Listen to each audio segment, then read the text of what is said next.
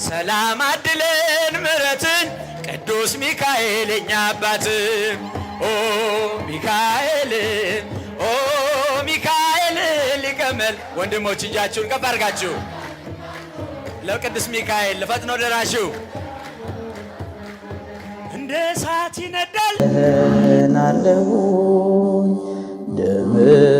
የፈሰሰው ለኔ ስለሆነ ደም የፈሰሰው ለኔ ስለሆነ በኃጢአት ልተወኝ ልብህ አልጨከነም የጴጥሮስን እንባ ስጠኝ እልሃለሁ ኃጢአቴን ልናዘዝ ፍቅርህን እያሰብኩ